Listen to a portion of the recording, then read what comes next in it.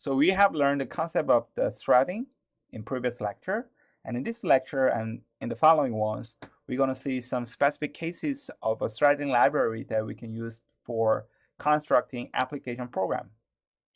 As we learned before, threading library can be implemented in a two different ways. First way is to make threading pure user level library, which does not require any support of the system call. We call such a library as a user level threading. Another way, very opposite way of implementing threading library is to have the support of the system call for making context switching between threads. We call such a library kernel library. Of course, there can be an intermix between two, which in part is implemented as a user level library, which is a user level scheduling without the support of the system call. Yet another part of the library, another part of the threading and scheduling is made by system call. There can be such an intermix. And we have discussed how they are different in user level library, user level threading and kernel level threading, and also kind of disadvantage and advantage between two. So first kind of threading library we're going to see is a pthread, which is the most popular one, and it's kind of de facto standard library for explicit threading. Explicit threading here means the creation of the thread. I mean, when the thread is created and how many threads are created, and then also synchronization between the thread, among the threads, that are all managed by the code written by the developer. So developer use a specific instruction for having control of all the threading.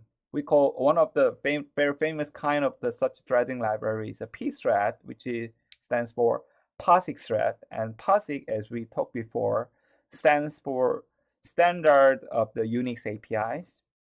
And POSIX thread is also one that is a standardized one. One thing you notice that POSIX thread stands for API specification, which define the set of the function calls that supports threading behavior and threading operation.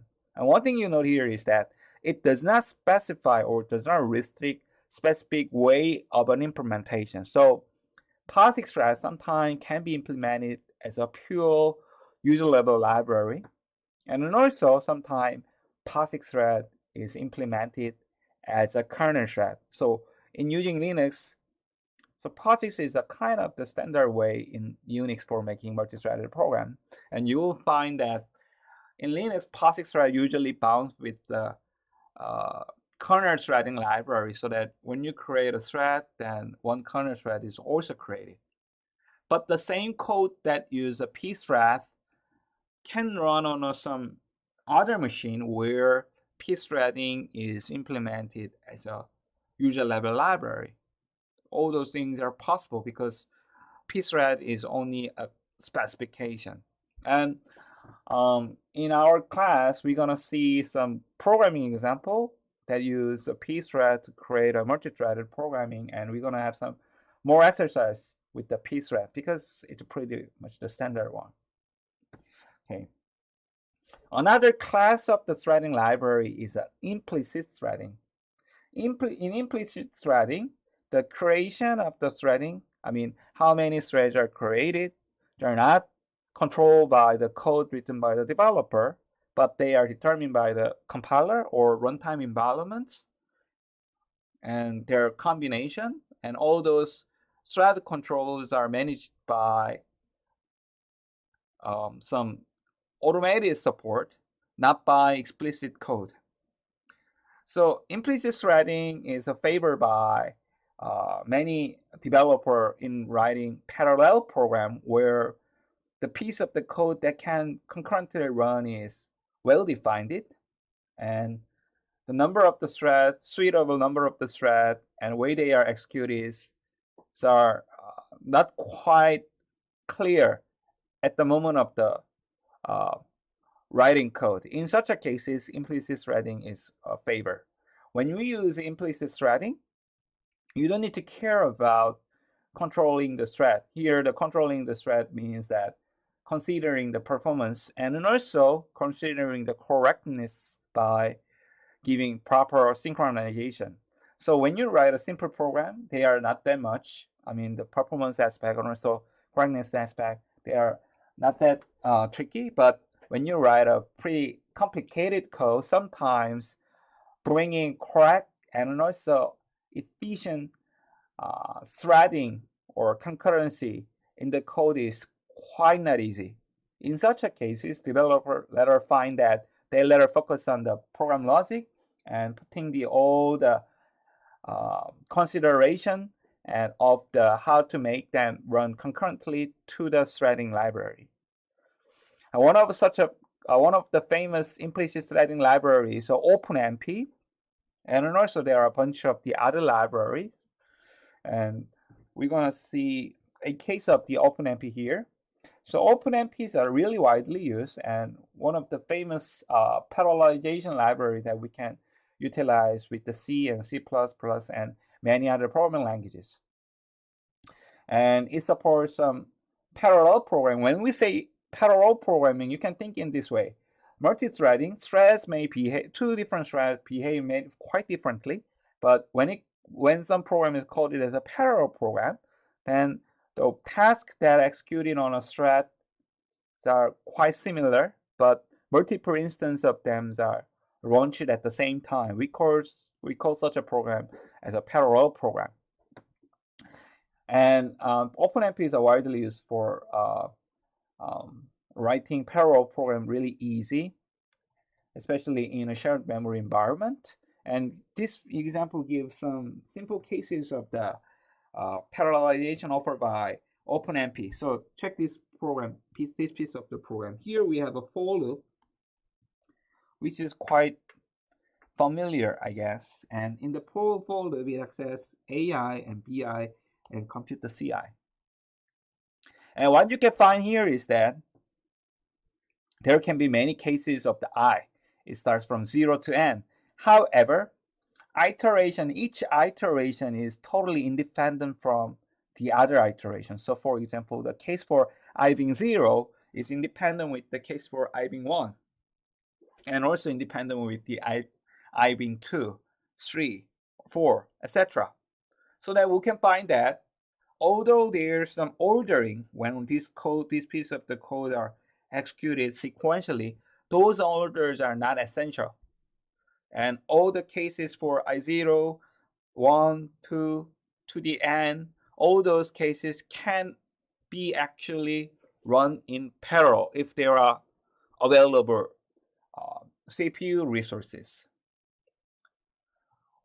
So in OpenMP, when user declare this piece of code as a parallel for, then in the cooperation with the compiler and also runtime environment here means some kind of a runtime support that is instructed by the compiler that determine the number of the thread when this piece of the code got executed, and automatically dispatch each iteration to different thread and make them run concurrently. But here, what user declare is the logic, and all those parallelization stuffs are managed by compiler without bothering anything with the users. And OpenMP not only the parallel for, but also many other primitive by which user can write some piece of the code as if they are writing a sequential logic.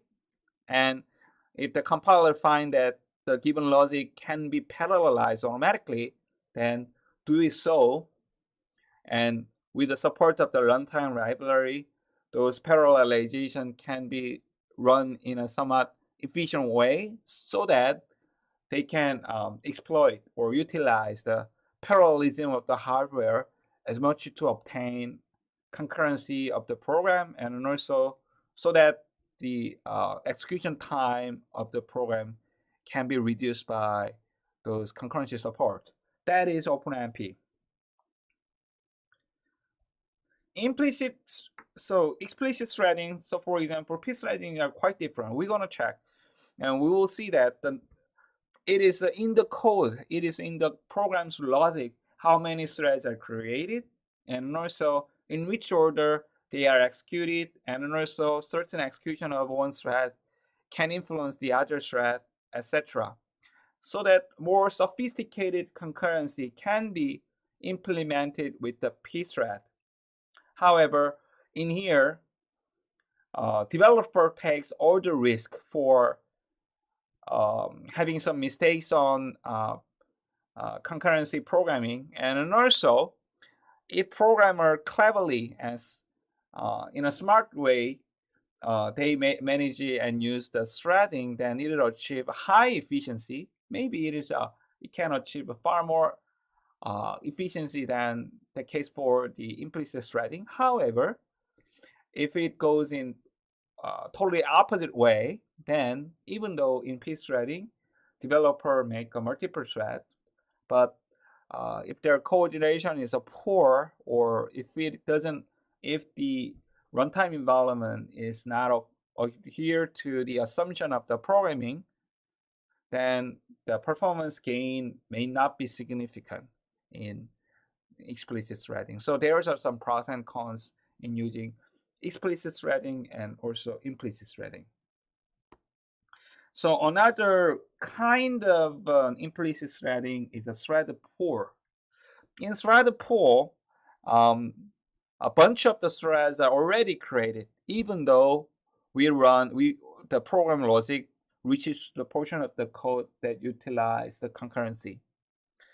So here threads are already ready, and also available threads are queued in a certain pool, or there are some queue, or there are some buffer of the threads. So if no job is assigned to them, then all those available pools are stored there or prepared there. And if a program is to run some piece of the code that should be executed concurrently, then one pool is achieved and the job is assigned it and got executed.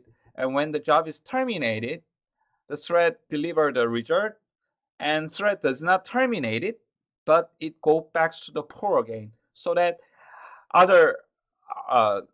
it can be executed for the other task. So in thread pooling, one of the advantages is that creation of the thread and also termination of the thread is often kind of a time-consuming job, but as the number of the threads are already created, so they can quickly respond to thread creation request. And also, as the number of the thread running a program is already fixed by the number of the thread created that pool, it is good to control the concurrency of the program. Maybe the optimal number of the thread that can be executed in a process at a certain moment should be given, and also it should be managed well, because if the number of the thread in the system get increased, then it later reduce the performance of the whole system. So when we are using thread pool instead of an explicit threading, then it is more easy to control such a concurrency in overall in the system. And then also here, this is a kind of an implicit threading library. So when program write a code, they declare which part of the code should be executed concurrently rather than how they are executed concurrently, so that it makes developer easy to write the code, because they can focus on which logic is to be executed concurrently rather than how efficiently and how correctly they are executed. So thread pooling has those advantages over the explicit threading.